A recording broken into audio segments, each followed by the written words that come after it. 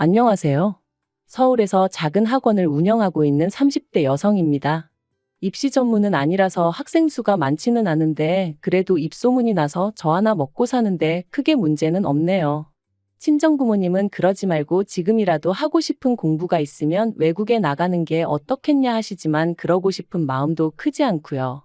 아무튼 오늘은 아이들이 학교에서 체험학습을 가는 날이라 학원도 쉬기로 했어요. 그래서 모처럼 시간도 났겠다. 게다가 새해잖아요?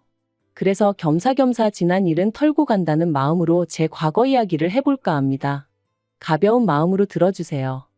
어려서부터 경제적으로 넉넉한 환경에서 자랐지만 제가 대학에 들어가자 친정아버지가 이제 용돈은 스스로 벌었으라 하셨어요. 학비를 비롯해 학업에 필요한 게 있다면 얼마든지 지원해주겠지만 친구들하고 어울린다거나 저를 꾸미는 비용은 직접 벌었으라는 뜻이셨죠. 처음엔 솔직히 청천벽력 같았습니다. 그도 그럴 것이 막 20살 되었지. 원하던 대학에 합격도 했지. 한마디로 친구들하고 어울려서 즐겁게 놀고 싶은 마음뿐이었거든요. 하지만 저희 아버지께선 한다면 하시는 분이고 한번 뱉으신 말은 어떻게든 지키시는 분이세요. 그래서 어쩔 수 없이 바로 아르바이트를 시작했습니다. 다행히 친구의 소개로 바로 과외를 할 수 있었죠. 그런데 그렇게 과외를 해보니까 가르치는 일이 제 적성에 맞더라고요. 그래서 아예 그 길로 진로를 잡고 대학교 2학년 때부터는 학원에서 일을 시작했습니다. 참고로 주변에서는 그럴 것 같으면 차라리 임용고시를 보는 게 어떻냐 하기도 했지만 저는 언젠가 제가 하는 일을 사업화시키고 싶은 욕심도 있었기에 학원으로 노선을 잡았던 거예요. 그런데 어느덧 세월이 흘러 제 나이 33이 되었을 때 소위 사람들이 말하는 현타가 왔습니다. 주변을 둘러보니 어느새들 그렇게 결혼하고 애 낳고 참고로 시집 안 간 친구들도 많았지만 저는 비혼은 생각해 본 적이 없었기 때문에 그런 친구들은 별로 눈에 들어오지 않았네요. 아무튼 그때 친구 중 하나가 자기는 자기 남편을 결혼정보회사를 통해서 만났다며 저도 그런 회사에 한번 등록을 해보면 어떻겠냐대요. 그러면 쓸데없이 시간 낭비는 안 해도 된다면서 말이죠. 그리고 그땐 그 친구가 저를 소개하면 소개비를 받는다는 건 꿈에도 상상을 못했기에 그저 친구가 정말 저를 걱정해서 해주는 말이라고 생각했어요. 그래서 친구만 믿고 친구가 소개하는 회사에 등록했습니다. 그리고 그곳에서 이제는 과거가 되어버렸지만 남편을 만나게 되었지요. 첫 만남에서 제가 10분 일찍 약속 장소에 도착했는데 남편은 저보다 더 일찍 나와 있었어요. 별거 아닌 것 같았지만 기분은 좋대요. 뿐만 아니라 저는 취미로 기타를 치곤 했는데 남편이 기타에 대한 지식이 해박하더라고요. 이때만 하더라도 업체를 통해 남편이 미리 제 취미 생활을 알고 나왔을 줄은 꿈에도 생각을 못했어요. 그저 저랑 관심사가 비슷하고 그래서 그쪽으로 아는 게 많은 거라고만 생각한 거죠.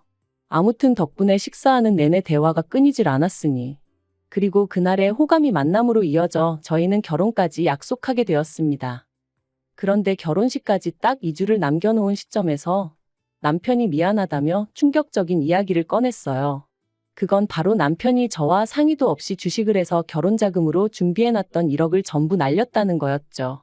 처음엔 멍했어요. 방금 내가 무슨 이야기를 들은 건가? 현실감이 없었다고 해야 할까요? 제가 도대체 무슨 생각으로 그런 거냐고 화를 냈더니 그래도 자기가 남잔데 반반 결혼은 좀 모양이 빠지는 것 같아서 그랬다는 거예요. 어이도 없고 황당해서 뭐라고 할 말도 마땅히 떠오르지 않을 정도였습니다. 유치하고 단순한 남편의 사고방식에 정말 크게 실망하기도 했고요. 하지만 결론부터 말하자면 파혼은 하지 못했어요. 가족, 친구, 지인들은 물론이고 제 수업을 듣는 학생들까지 모두가 제가 결혼한다고 알고 있는데 어떻게 파혼 이야기를 꺼내야 할지 생각만 해도 눈앞이 캄캄했거든요. 그래서 너무나 한심한 결정이었지만 그냥 안고 가기로 했네요. 사람이 살다 보면 실수도 할 수 있는 거고 범법 행위를 한 것도 아니니 돈이야 다시 벌면 되니까 사람의 됨됨이만 보자, 마음씨만 보자. 나름대로 어떻게든 합리화를 시키면서 저 편한 대로 생각하기로 했던 거였죠. 그래도 그때는 남편이란 인간에 대해서는 나름대로 믿음과 확신은 있었거든요. 적어도 인간 됨됨이는 괜찮은 사람이라고요. 물론 친정부모님은 크게 반대하셨습니다. 요새 이혼하고 잘 사는 사람도 얼마나 많은데 파혼 그까짓 게 대수냐면서 저더러 정신 차리라고요. 그런데 저는 평생 친정부모님께는 자랑스러운 딸이고 싶었고, 유치하지만 솔직히 누군가에게는 부러움의 대상이고 싶었어요. 그래서 그런 부모님의 반대를 무릅쓰고 원래대로 결혼을 강행했습니다. 하지만 능력이 없어서 신혼집도 결국엔 친정부모님이 마련해 주셨죠. 돌이켜 생각할 때마다 자랑스러운 딸은커녕 참으로 못난 딸이었네요.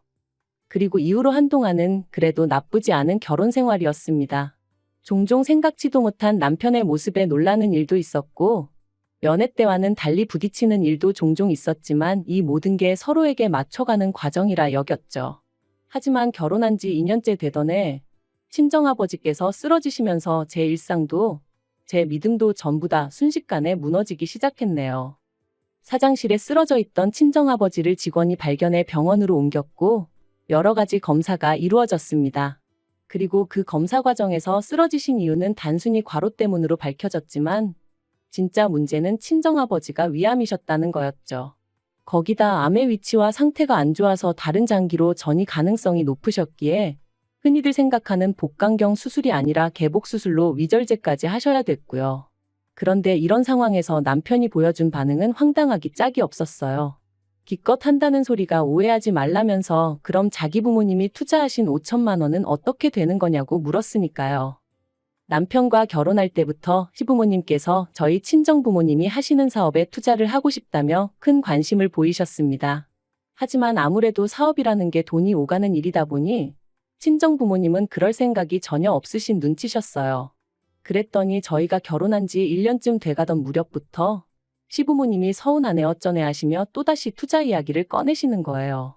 그 무렵 친정아버지 사업이 잘 풀려서 큰 집으로 이사도 하시고 차도 바꾸시고 그러셨는데 아마 남편을 통해서 시부모님 귀에도 이 이야기가 들어간 모양이었죠. 하지만 친정부모님이 하시는 사업은 어디까지나 친정부모님의 소관이셨기에 시부모님이 뭐라고 말씀을 하시건 제가 할 말은 없었습니다. 그러자 급기야는 남편이 저희 친정부모님께 직접 말씀을 드렸던 모양이에요. 그래서 결국 굳이 필요한 돈도 아니었는데 투자라는 이름으로 시부모님으로부터 5천만 원을 받으셨습니다. 그리고 매달 50만 원씩 보내드리게 되었는데 솔직히 무슨 돈 빌려서 이자 갚는 것도 아니고 말 그대로 생돈을 뜯기는 상황이었으니 어이가 없더라고요. 그래서 제가 그렇게까지 해드리지 마시라니까 사위 용돈 준다 생각하고 보내는 거니 너무 신경 쓰지 말라시대요. 그리고 이러면 저도 좀 귀하게 대해주지 않겠냐 하시면서 말해요. 그리고 실제로 그렇게라도 얼마씩 들어가니까 시부모님이 저를 붙들고 더는 니네 집이 어떻고 니네 부모가 어떻고 그런 말씀은 안 하시긴 했지만 그래도 내내 마음이 편치는 않았네요.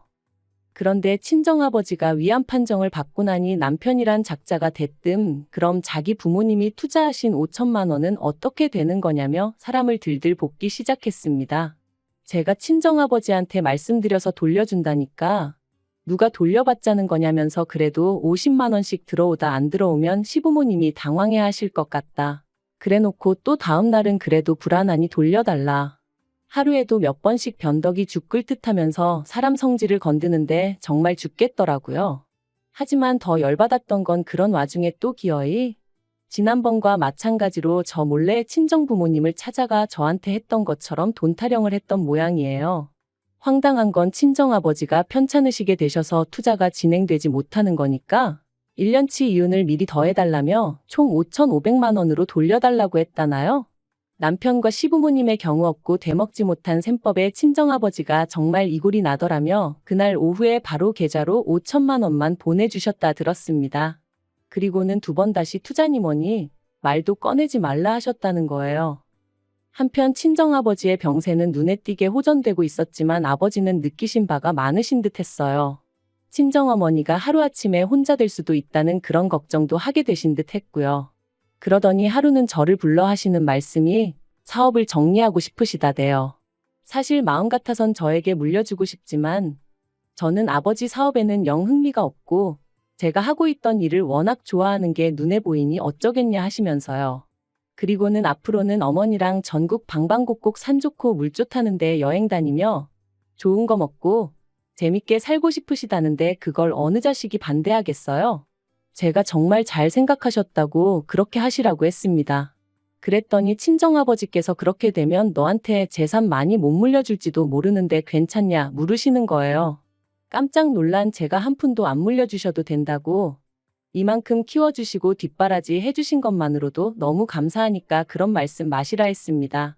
그런데 이 사실을 알게 된 남편이 저더러 사업장을 물려달라고 하라는 겁니다.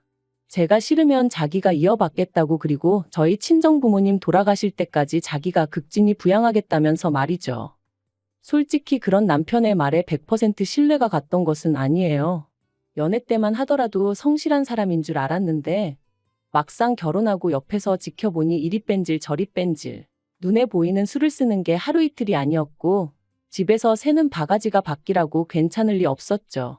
그래서 전 처음에 남편의 그런 제안을 거절했어요. 그런데 남편이 사업이 제 거냐 어쩌냐 하더니 기어이 또 자기 발로 제 친정 부모님을 찾아가서는 자기를 믿고 사업을 물려달라 뭐 그런 소리를 했던 모양이 돼요. 그리고 사업 접기를 영 아까워하시던 친정아버지께선 애걸복걸하는 남편이 나름대로 어떤 대안책처럼 느껴지셨던 건지 친정아버지께서 남편에게 다니던 회사 2주 안에 정리하고 출근하라 하셨다는 이야기를 들었을 땐 정말 뒷목 잡고 쓰러진다는 게 이런 기분인가 싶더라고요. 그런데 더 황당한 건 그렇게 남편이 제 친정아버지 회사에 출근을 시작하고 나서 어머님이 하신 말씀이었습니다. 다 키워놓은 아들을 저희 집에서 가로채 갔다며 속상하네 억울하네. 게다가 주변 친척분들에게는 저희 친정아버지 사업을 남편이 물려받기로 다 얘기가 되었다며 아들 없는 저희 집에서 횡재했다 그런 식으로 말씀을 하고 다니셨더라고요. 그런데 솔직히 남편이 일이나 잘했으면 모르지만 그것도 아닌 듯 했습니다.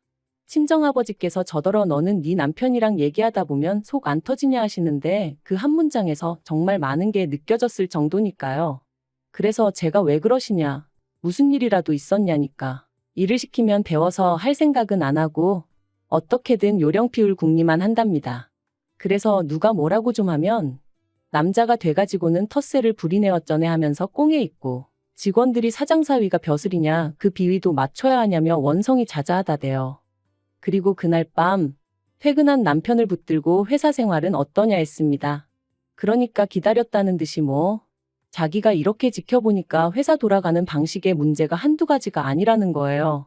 그러면서 저희 친정아버지가 마음이 약하신 건지 그렇게 안 봤는데 고과사 구분을 못 하시는 것 같다며 자기가 보기엔 아무 능력도 없으면서 월급만 따박따박 가져가는 직원들이 너무 많다고 죄다 모가지를 잘라야 하네 어쩌네 하는데 기도 안 차서 제가 남편더러 당신도 그런 우리 아버지 성격 덕분에 다닐 수 있게 됐다는 생각은 안 드냐 했어요. 그랬더니 저더러 뭘 모르면 가만히 있으라나요? 하지만 남편의 막말은 거기서 끝이 아니었습니다. 시간이 흐를수록 고양이에게 생선가게를 맡긴 게 아닐까 하는 걱정이 들었지만 동시에 남편 또한 저희 친정아버지에게 살뜰히 잘하는 모습을 보였기에 긴가민가 하던 때였는데 하루는 제가 몸이 안 좋아 좀 일찍 들어오게 되었어요. 그리고는 씻고 어쩌고 하는 것도 귀찮아 바로 침대로 직행해 그냥 기절하듯 잠이 들었죠.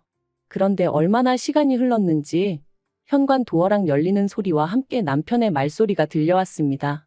그래서 아는 체라도 하려고 나가려는데 남편이 뭐가 그렇게 재밌는지 웃으면서 한다는 소리가 얼마 안 남았어요 하더니 일단 회사 사람들 다 내 편으로 만들고 나면 밀어내야지. 죽을 때까지 어떻게 기다려요? 그러대요. 순간 온몸에 소름이 쫙 돋는 게 비록 상대가 누군지는 알 수 없었지만 제가 들었다는 걸 남편이 알면 안 되겠다는 생각만 퍼뜩 들어 침대에서 정말 온 힘을 다해 자는 척을 했어요. 그리고 계속해서 두런두런 말소리가 이어지다 전화가 끊어지더니 이내 안방문이 열렸고 거의 동시에 남편이 아씨 하면서 저를 발견한 듯 했습니다. 저는 그제서야 자다 깬 것처럼 남편을 향해 이제 왔냐 했고요. 티를 안 낸다고 안 내긴 했지만 정말 심장은 터질 것 같았어요. 남편은 뭔가 꺼름직한 표정으로 절 보더니 아니다 하고는 곧장 씻으러 갔고 저는 무슨 스파이라도 된 것 마냥 남편의 핸드폰을 뒤지기 시작했습니다. 그런데 소름 끼치게도 남편의 통화 상대는 어머님이셨어요. 하지만 남편이 언제 화장실에서 나올지 모른다는 생각에 통화 내용은 일단 제 핸드폰으로만 보내놓고 다시 침대에 누워 자는 척을 했죠. 그리고 지옥 같은 밤이 지나고 이튿날 남편은 다름없이 출근을 했고 저는 그제서야 남편과 어머님의 대화를 들어볼 수 있었는데 내용은 충격 그 자체였습니다. 어머님은 남편에게 저희 집에서 아주 당신 아들을 머슴 부리듯 한다며 재수없어 죽겠다 난리셨고, 그런 어머님께 남편이 한다는 말은 적당히 저희 친정아버지 비위 맞춰드려 환심을 사고 이후로 아버지를 몰아내서 회사를 차지하겠다. 그러면 그때부턴 어머님한테 한 달에 100만 원이 뭐냐 200, 300도 드릴 수 있다. 어머님이 저는 어쩔 거냐 물으시니 사람들 보는 눈이 있으니 사업 뺏고 몇 년 살다가 성격 차이 뭐 그런 이유로 이혼하자 하면 지가 별 수 있겠냐고 그러는데 정말 당장이라도 심장이 터질 것 같았고 어째서인지 눈에선 눈물이 주룩주룩 흐르더라고요. 그리고 무려 이틀 동안 저는 남편의 가증스러운 면상을 보면서 이 일을 어찌할지 고민에 고민을 거듭했습니다. 경찰에 신고를 해야 하나, 그냥 내가 먼저 이혼하자고 해야 하나. 하지만 결국 저는 제 나름대로 눈에는 눈, 이에는 이를 시전하기로 했어요. 그래서 남편에게 적당한 핑계를 둘러대며 양가 부모님을 모시고 식사 자리를 마련했죠. 어머님은 벌써부터 당신 아들이 사장이나 된 줄 아셨는지 있는 대로 콧대가 높아져 계셨는데 아마 모르는 사람이 봤으면 어머님 아들이 저희 가족 먹여 살리는 줄 알겠더라니까요. 한편 어느덧 분위기가 무르익어 갈 때쯤 제가 사실 양가 부모님을 모신 데는 다 이유가 있다 하고는 남편 앞에 서류 봉투를 내밀었습니다. 남편은 영문을 모르겠다는 표정으로 저를 잠시 보더니 무슨 김칫국을 처마셨는지 이거 뭐 계약서 같은 거냐며 싱글벙글 봉투를 열어보더라고요. 하지만 그 서류 봉투 안에는 제가 먼저 작성한 이혼 신고서가 들어있었어요. 당연히 남편 얼굴은 이미 잿빛이 되어서는 이게 지금 뭐 하자는 거냐대요. 어른들까지 다 모셔놓고 이게 무슨 짓이냐며 말이죠. 그래서 제가 제 핸드폰에 있던 어머님과 남편의 통화를 틀었습니다. 아니나 다를까 이내 어머님과 남편은 저더러 끄라며 난리가 났고 아버님과 저희 친정 부모님 표정은 있는 대로 심각해졌지요. 제가 남편더러 내가 이 내용을 듣고 얼마나 소름이 끼쳤는지 아냐고, 그런데 내가 너랑 살고 싶겠냐 했습니다. 친정아버지께서도 머리 검은 짐승은 거두는 게 아니라더니 당신이 아주 헛짓거리를 했다며 크게 노하셨고요. 그리고 당연한 결과로 친정아버지가 남편을 해고하셨어요. 남편이 억울하다 자기의 능력만 봐달라 그러며 매달렸다는데 친정아버지가 너무 어이가 없어서 콧방귀가 다 나오셨다네요. 그런데 문제는 친정아버지 회사에서 잘리고 나니 남편도 눈에 뵈는 게 없었는지 더더욱 이혼은 못 해주겠다고 나오더라고요. 그래서 결국 소송했고 1년 만에 이혼했네요. 다만 법이라는 게 남편이 어머님하고 그런 통화를 했을 뿐이지 그렇다고 직접적으로 저희 친정아버지한테 어떤 위해를 가한 것은 아니라 그에 대한 책임을 물기는 어렵다는 거예요. 황당했지만 나라법이 그렇다는데 제가 뭘 어떻게 할 수가 없잖아요? 그래도 소송 자체는 제가 승소하여 이혼하게 되었으니 그걸로 만족하는 수밖에 없었네요. 그런데 그렇게 이혼하고 나서 반년쯤 지났을 땐가 남편에게 연락이 왔어요. 어이없게도 한다는 소리가 이제 이혼해서 완전히 남남이니까 자기가 다시 저희 친정아버지 회사에 이력서를 넣겠다는 거예요. 그리고는 한때 자기를 정말 사랑했던 게 사실이라면 눈 딱 감고 자기 좀 뽑아주라고 친정아버지한테 말 좀 해달라면서 자기가 집에 있으니까 어머님이 너무 속 터져 하신다고 저더러 어머님 성격 잘 알지 않냐면서 좀 도와달랍니다. 정말 황당하고 어떻게 사람이 이렇게 뻔뻔한가 싶더라고요. 그리고 물론 그런 소리를 듣고 제 마음이 흔들렸을 리가 있나요? 미치려면 곱게 미치라고 그랬습니다. 사람이 더 이상 잃을 게 없으면 염치고 체면이고 그런 것도 없나 보죠? 정말 사람 달리 보이더라니까요. 뭐 어쨌든 지 인생 시궁창처럼 살든 말든 제 알바는 아니니 더는 연락 같은 거 안 해줬으면 좋겠네요. 당분간은 뭐가 됐건 간에 저 스스로 제 자신을 돌보며 지낼 생각입니다. 사람 보는 눈도 좀 기르고요. 그리고 그렇게 건강히 지내다 보면 또 어떤 식으로든 행복이 찾아와 주겠죠?